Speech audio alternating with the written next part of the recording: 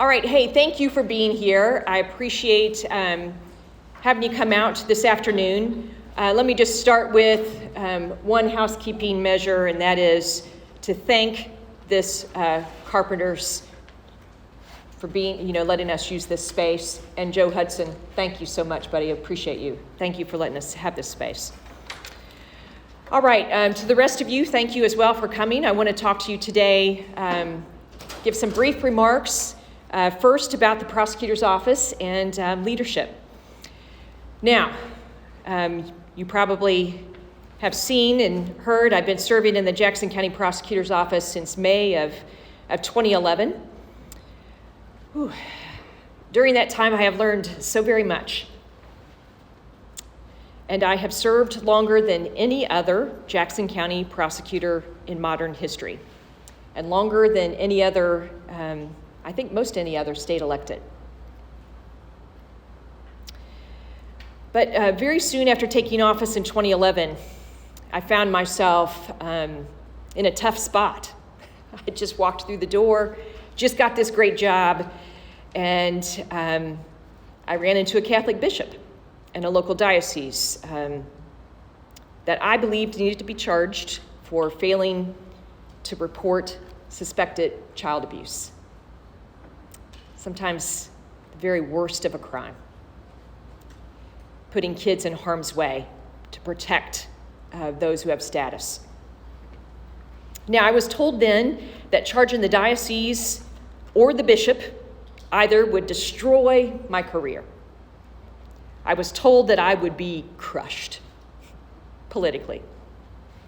And I believed those warnings, to be blunt, because at the time, these charges were unprecedented. And to you, back in 2011, I was untested. Now, by the way, nobody was clamoring for me to seek those indictments. Instead, that was pressure I put on myself. I knew how to put a case together, even though I was brand new in the top role. But I also wholeheartedly believed that I would be defeated in the next election for taking that action and seeking those indictments. Now, that would have left me just with a little over a year left in a job that I loved. Now, keep in mind, I had spent the previous 15 years honing my experience as an assistant prosecutor in every part of the office. I tried the toughest cases we had. I learned the ropes of politics by running for and serving in the state house. And I'm going to be blunt again. I really wanted to keep the job longer than that. I didn't want to lose the job, after 1 year, after all that. It was very tempting to listen to those threats. So I made a decision, and that decision would stick with me as I stand here before you today. And that was, no matter the political fallout, I was going to run the kind of office I believed necessary. I was not going to allow political favor or political threats, or even my own ambitions, to run my decision-making.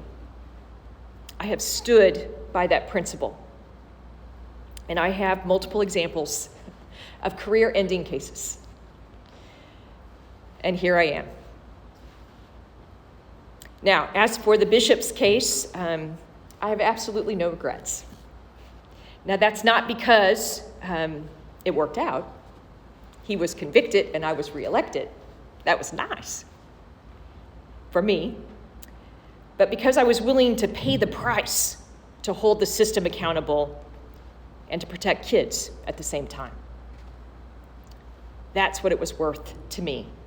That became my baseline. What I know is this: victims deserve justice, no matter who they are, even when justice is going to shake things up. To be a leader means doing what's right, even when faced with death threats, intense political pressure, harsh and relenting critique. Y'all have a lot of critique. And from some of you, even questioning my personhood. Shame on you for that. Not you. Those those others out there that usually sign their name anonymous. Now, I have withstood all of that for the privilege of leadership. And I have no regrets. And I also have no grievance. But today I'm announcing that I will not seek another term as Jackson County Prosecutor. Now, that makes me a little emotional, tearful. I did not come to that decision lightly, and my decision has nothing to do with my passion for justice or my love of this community. I was confident this would be my last term after being reelected in 2020. But out of respect for this office that I serve and for this community, I wanted to give that a little more time before I fully decide it. And the timing of this announcement today has been in the works for many months so that I could devote my remaining time in office responsibly while encouraging another leader to step up into this incredibly difficult and rewarding role. I am certain of this. I am certain that I leave this office stronger than when I first found it, and I will be forever grateful to the people of Jackson County for this experience of a lifetime. Now, while the public might see a somewhat glamorous side of elected leadership, these cameras, crowds, even victory parties on election nights, there's another side that is not often seen. The time away from family,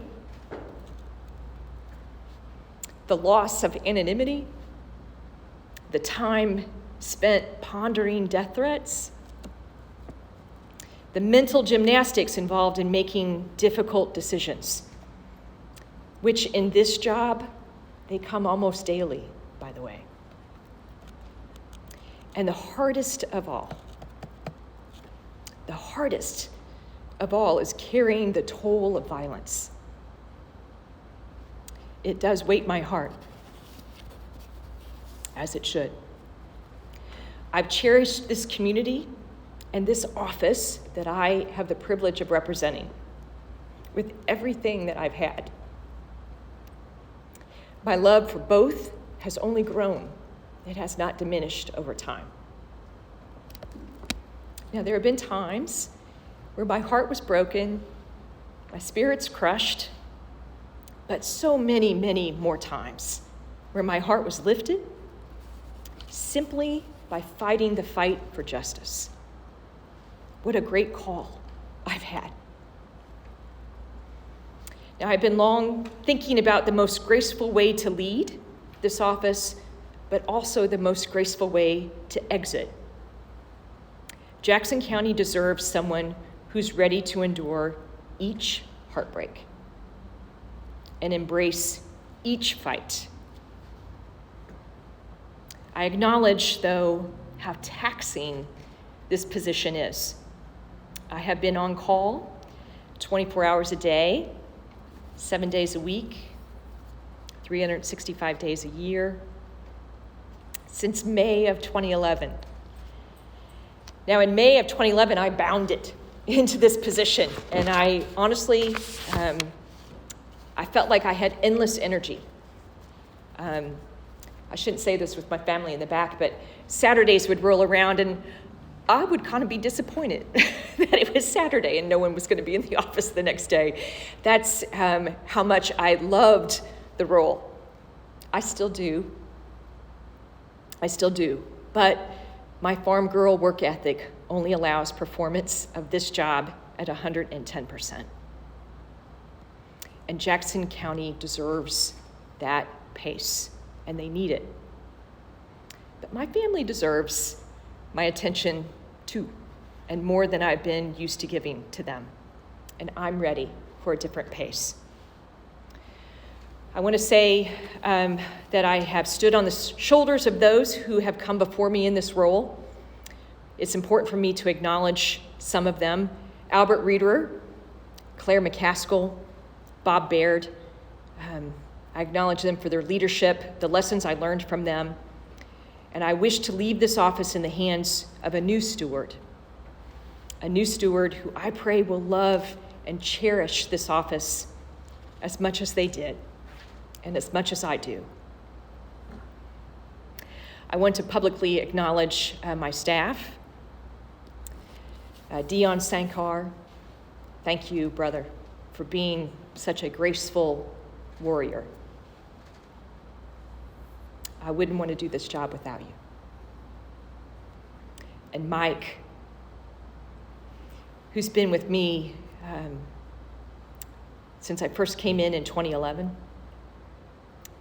Thank you for fighting with me so very often. You made me better for those fights. To Teresa, Jennifer, Gina, so many others.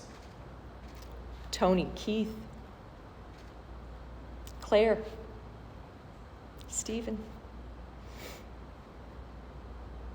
It's your shoulders that I stand on, and I thank you, genuinely thank you, for allowing me to serve alongside you. Now, we take some shots, this office. We take some shots. I know many of those are unfair. It goes along with the territory. But I know that these public servants are the best in the business. I know that because my phone rings regularly from U.S. attorneys' offices, the top law firms in town, the panel that picks judges. Y'all call me all the time for my people. And you call me because you know what I know. They are the best in the business. They don't get credit for that, but their skills have to be honed. To work here, to succeed here, you gotta be tough. And you gotta be better. Frankly, you just gotta be better. And they are. That's just not the lawyers, by the way. That credit goes to the victim advocates. God, Marilyn and Doris. Investigators like Keith, Tony, Tim, Joe, the legal assistants in this office, all of them, Reezy, Ashley, the analyst. You're new to us, but my God, we need you. And we're grateful that you're here. And of course, the attorneys. They're all very dauntless and dedicated public servants. So thank you for giving me a moment to allow me to praise them for being such great, great public servants who show up every day without any accolades and certainly without enough of what we can give them to do this job. I trust them to embrace the next leader of this office with the same kind of unwavering commitment to an incredibly difficult and often thankless job. I believe they will do that. Let me sum up my faith in these public servants in this way. If I were a crime victim, I'd want this Jackson County team for me, for my family, to go fight for justice in those courtrooms, the toughest. I'd want them. Now, to be clear, I am not seeking another elected office. Let me be crystal clear about another thing. Protecting the innocent, pursuing justice for victims, prosecuting the guilty, well, it ain't for the faint of heart. But my God, it is worth it. So worth it. Now, I'm not done yet. I will continue to fight hard for this community for the next 17 months. And I will fight for this office every day of that time. Just today in this room, we launched our wellness initiative for staff, and that's to ensure that they are ready for the fights ahead. It is my responsibility to take care of them outside of the courtroom too. so they're able to withstand those inevitable battles and this relentless toll of violence. Now, even after I leave this job behind in January of 2025, I'll never forget the lessons that I've learned here. The cases of people that I met, victims, a woman named Roberta, a very captivating woman named Miss Willie, Demaya White, which I carry her flyer and have for over a decade. It's shown somewhere as a reminder of why I do this job. Kevin Strickland, because justice is shown in many different ways. Deja Bowsby, Brianna Hill, Daisy Coleman, Cameron Lamb. They're just a few of the names that made me rethink what leadership truly is and what kind of leadership is required. Now, I mentioned my farm girl mentality earlier, and farmers know that when you properly tend to the soil, you can expect to grow a strong crop. In that vein, I promise you this, I'll continue to give 110%, continuing to take care of the soil of this place until the day I walk out of the office for the last time. That is what the people of Jackson County deserve, but know this, when grace is needed, I'll show grace. But when a fight is needed, then I'll fight with all I got. All right. Thank you again for being here. I'm happy to take a few questions, and we'll get on our way. Are you endorsing anyone to replace you? I don't think the citizens of Jackson County need the prior prosecutor to give them counsel on that, so probably not. Does the situation with Cameron Lamb and Eric DeVolcanier and Governor Mike Parson play any role in this? No, certainly not. Like I said, sometimes fights are needed for this community. And I think you're referring to the letter that I sent the governor last week. What I'll say is that I did what I felt was absolutely necessary to protect justice in that case. I would do that on any case, but that's a case where I believe it needed to be done on. And now I believe that's between the governor and this community, the governor and the citizens of Kansas City, to continue to vet that case. Anybody else? Ma'am, you mentioned the relentless toll of violence a number of times. Was there a tipping point that finally said, this is it, that it's time to move on? No, I can't say there was a one thing. And as much as it is a weight, violence is a weight, it's also such a privilege to welcome people who have been so harmed into my office, to tell them that we love them, that we're going to fight for them, that we want to take care of them, we want to get them justice. So it's equal parts heavy and wonderful at the same time. But I'm beginning to tire, and they need someone who ain't tired.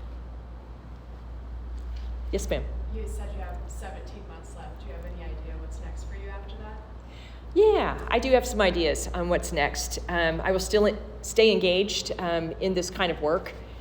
Maybe there's a book coming because there's so many cases and so many stories that I think could find themselves on the page. And also I want to stay very much engaged with matters in criminal justice, where we go from here, what the world looks like thereafter. So I want to stay engaged, just in a different role. Yes? You're not going back to the farm? I'm not going to go back to the farm, because as it turns out, that was really hard work too. One more question, if I may. You may. As you're walking out the door here in the next few months, do you have any suggestions or a parting message for the Kansas, Missouri Police Department? Wow. Sam, you want to ask me about the police department? Okay, I'll play. I think that the Violence will beget more violence. And so if we don't have an actual plan to address violence, and what I say about a plan is one that has an academic component to it, that's been tested, has some rigor behind it, but that must be rolled out through collaboration and partnership. You cannot do anything yourself. You can't do anything yourself. So we've seen it here. We know it can work. We can do it again. We can do it again. We can do it again. This doesn't have to be all we got. We don't have to accept this level of violence, but we need to have a plan. A plan. Yep. Anybody else? Can you elaborate on what that plan might be? I think there are several ideas of what could be done to address violence. In this city, we have something new that we didn't have back in 2014 when we launched KC Nova, a focused deterrence effort. Now we have this great help model that's being carried by the community. Before, we kind of did that ourselves, me being the police department and my office. Now that is done very expertly by many community organizations. And they're well positioned to do that work.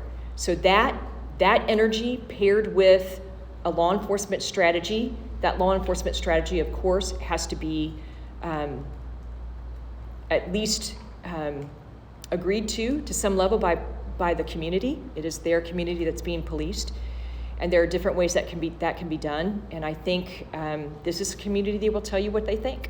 So we don't have to wonder. We can go to community meetings and ask them if they want to try another focused deterrence effort or some other kind of measure. But there are things that have been done in other cities that can be done here. Yes, sir. Gene, the governor basically said that your release of that letter a week and a half ago, 2 weeks, was political. I believe he said that even yesterday, potentially when he was up on I-29 at the industrial boundary. What do you say to that? Well, I say that pardons are inherently political, 100% political, I believe. And pardons are for the guilty. And so my reason for raising this concern is because I believed it was such a grave injustice to Kansas City that I believed Kansas City needed to be told that this was a potential. What the governor also did not say is that he would not pardon, that he was not going to give this pardon. He would not issue the pardon. Now, I've done what I needed to do, and I believe that now it is between the governor and this community to settle. I don't think they need me continue to be in that battle.